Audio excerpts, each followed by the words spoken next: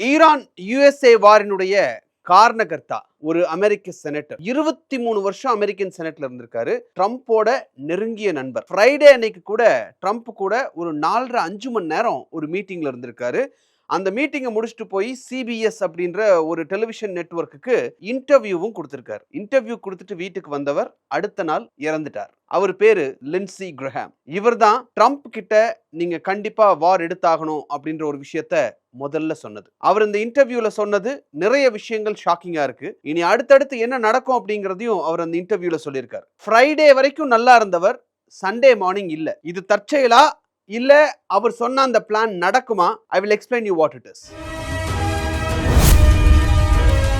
வணக்கம் நேர்களே. லிண்ட்சி கிரஹாம் இவரை வந்து the man behind Iran USA war அப்படின்னு கூட நம்ம சொல்லலாம். He is actually dead now.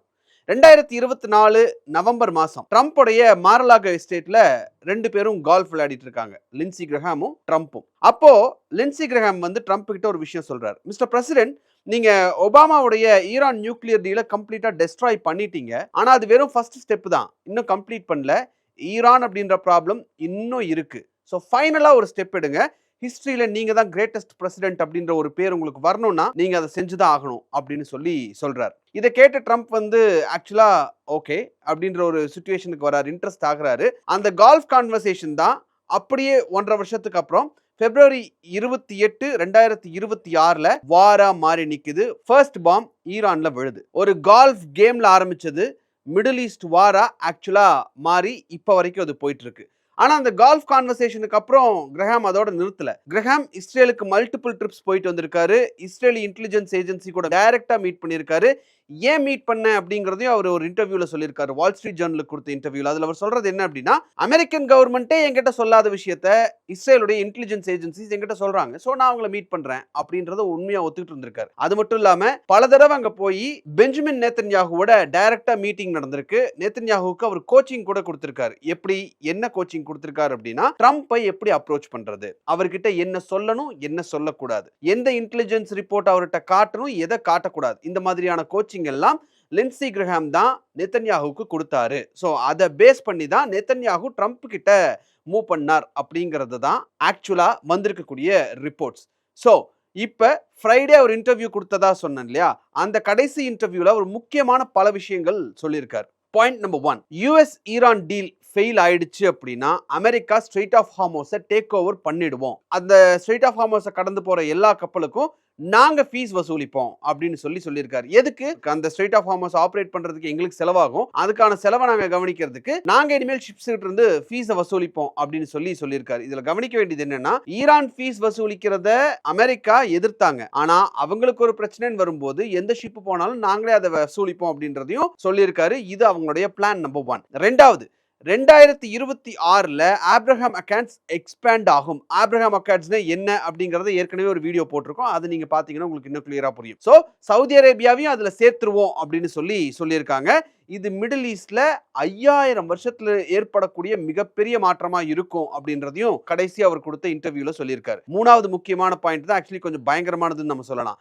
Iran Hezbollah மூலமா இஸ்ரேலை அட்டாக் பண்ணிட்டே இருக்காங்க. இது மாதிரி நடந்துகிட்டே இருக்கு அப்படின்னா நேரடியா ஈரானை நாங்களே இறங்கி தாக்குவோம் அப்படின்னு சொல்லியிருக்காங்க. இதெல்லாம் சொன்ன 2 நாள்ல அவர் உயிரோட இல்ல. அபிஷியல் காஸ் ஆஃப் டெத் அப்படிங்கிறது இன்னும் கிளியரா இல்ல. ஸ்ட்ரேஞ்ச் இல்னஸ் அப்படிங்கிறது மட்டும் தான் சொல்லியிருக்காங்க. அது மட்டும் இல்லாம உள்ள அவருடைய ஹார்ட் வால்வ்ல ஒரு டேர் இருக்கு, அந்த மாதிரியான விஷயங்கள்லாம் சொல்லியிருக்காங்க. ரொம்ப டெக்னிக்கலான விஷயம். ஆனா சோசியல் மீடியால பல கேள்விகள் வருது. அது எப்படி இந்த விஷயங்கள்லாம் சொன்ன உடனே ஒரு மனுஷன் இறக்குறார்? அவருக்கு 71 வயசுக்கு மேல ஆச்சுன்னாலும் இது ஒரு பெரிய சந்தேகத்தை ஆக்சுவலா கிளப்பி இருக்கு. இத பொலிட்டிக்கலா நம்ம எடுத்து பார்த்தோம் அப்படின்னா இது வெறும் இண்டிவிஜுவல் லாஸ் அப்படின்னு நம்ம சொல்லிட முடியாது. இதுல ஒரு நம்பர் கேமும் இருக்கு. யுஎஸ் செனட்ல ரிப்பப்ளிகன்ஸோட மெஜாரிட்டிங்கிறது 53 சீட்ல இப்ப இருக்காங்க. இப்போ கிரஹாம் இறந்துட்டாரு.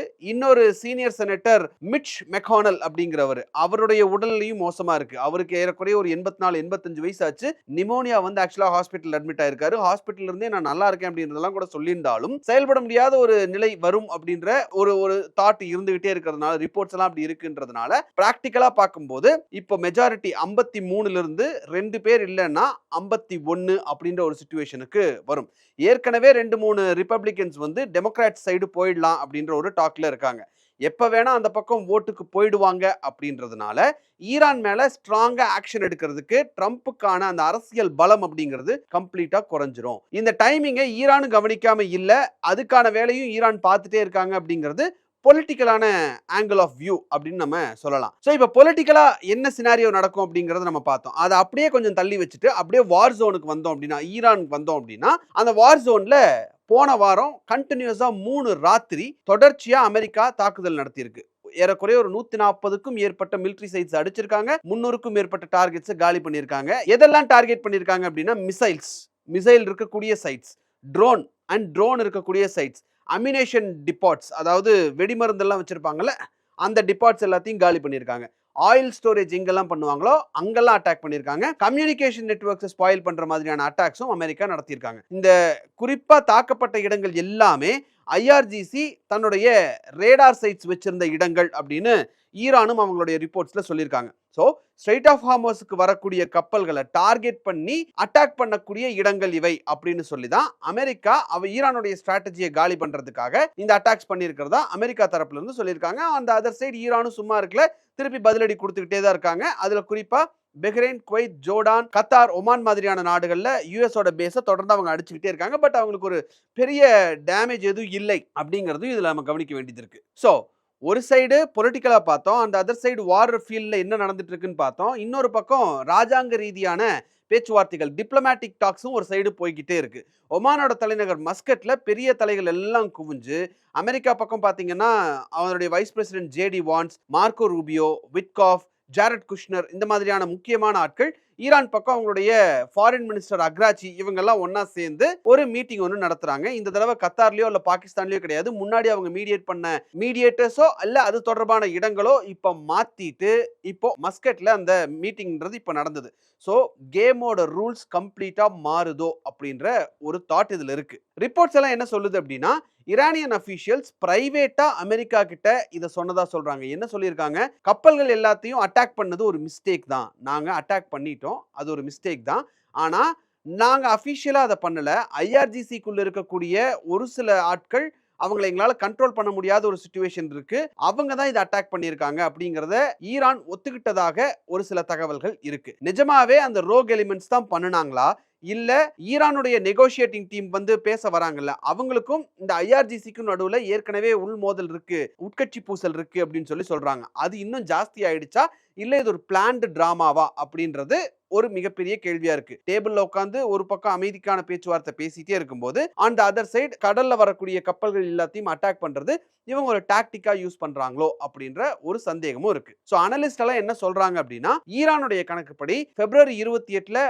வார் ஆரம்பிச்சப்போ 2 மாசத்துல ஈரான் சரணடைஞ்சிரும் அப்படின்னு தான் வேர்ல்டு ஃபுல்லா நினைச்சாங்க. 4 மாசம் ஆச்சு, அது இன்னும் நடக்கல. அதனால ஈரான் இப்ப என்ன பிளான்ல இருக்காங்க அப்படின்னா, கான்ஃபிளிக்ட், அதாவது இந்த வாரை இழுத்துக்கிட்டே போக வேண்டியது, எவ்வளவு தூரம் முடியுதோ அவ்வளவு தூரம் இழுக்க வேண்டியது. யுஎஸ் செனட்ல மெஜாரிட்டி ஆக்சுவலா குறைஞ்சிட்டு இருக்கு, அதை ஈரான் கவனிச்சிட்டு இருக்காங்கன்னு நான் முன்னாடியே சொன்னேன். சோ யுஎஸ் செனட்ல மெஜாரிட்டியும் குறைஞ்சிக்கிட்டே இருக்கு. ஜிசிசி கல்ஃப் கண்ட்ரீஸ் இருக்காங்கல்ல, அவங்களும் தனித்தனியா பிரிஞ்சு நிக்கிறாங்க, அவங்களும் ஒன்னா சேர்ந்து ஈரானை எதிர்க்கிற மாதிரி தெரியல. நாட்டோவோட சப்போர்ட்டும் ஈரானை ஹிட் பண்றதுக்கு அமெரிக்காவுக்கு பெருசா கிடைக்கல அப்படின்றதுனால இதெல்லாம் ஈரானுக்கு ஒரு சாதகமான விஷயமா ஈரானே நம்புது அப்படின்றது தான் அனலிஸ்ட் சொல்லக்கூடிய விஷயமா இருக்கு. On the other side Lincy Graham சொல்லிட்டு போன அந்த வார்த்தைகள், டீல் ஃபெயில் ஆனா ஸ்ட்ரெய்ட் ஆஃப் ஹார்மஸை நாங்க உள்ள பூந்து அடிச்சு காலி பண்ணி எங்க கண்ட்ரோலுக்கு எடுத்துருவோம் அப்படின்னு சிபிஎஸ்ல ஒரு இன்டர்வியூ கொடுத்திருந்தாரு இல்லையா, அந்த இன்டர்வியூவை பேஸ் பண்ணி பார்க்கும்போது அந்த பிளான் இப்போ ட்ரம்போட டேபிள்ல இருக்கு அப்படிங்கறத நம்ம புரிஞ்சுக்க முடியுது. ஆகஸ்ட் 21 இந்த பீஸ் டாக்ஸ்க்கான டெட்லைன் அப்படிங்கிறது நெருங்கிட்டே இருக்கக்கூடிய சிச்சுவேஷன்ல டீல் ஓகே ஆகுமா, இல்ல டீல் ஃபெயிலியர் ஆகி ஸ்ட்ரெய்ட் ஆஃப் ஹார்மஸை அமெரிக்கா உள்ள அதிரடியா பூந்து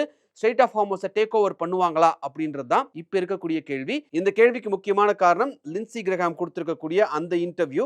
ஸ்டார்டிங் பாயிண்ட்ல ஆரம்பிச்சு விட்டவர் அவர் தான். அவர் ஒரு பாயிண்ட சொல்லிட்டு சொன்ன 2 நாள்ல இறந்துட்டார் அப்படிங்கிறதுனால இது ஒரு மிகப்பெரிய கேள்விக்குறியா இப்ப மாறி நிக்குது. சோ அடுத்தது என்ன நடக்கிறதுக்கு வாய்ப்பு இருக்கு, ஒன்னு டீல் சைன் ஆகணும், இல்லனா அமெரிக்கா உள்ள இறங்கி ஸ்ட்ரெய்ட் ஆஃப் ஹார்மஸை வலுக்கட்டாயமா அவங்க சைடு எடுப்பாங்க அப்படிங்கிறது தான் இப்ப வரைக்கும் இருக்கக்கூடிய கிளாரிட்டி அப்படின்றத நம்ம புரிஞ்சுக்கலாம். சோ என்ன நடக்க போகுது அப்படிங்கறத எல்லாருமே வெயிட் பண்ணி தான் பார்க்க வேண்டிய சிச்சுவேஷன் இருக்கு. சோ இந்த வீடியோ உங்களுக்கு இன்ஃபர்மேட்டிவா இருக்குன்னு நினைச்சீங்கன்னா இந்த வீடியோவை ஸ்கூல் ஸ்டூடெண்ட்ஸ் அண்ட் காலேஜ் ஸ்டூடெண்ட்ஸ்க்கு தயவு செஞ்சு ஃபார்வர்ட் பண்ணுங்க.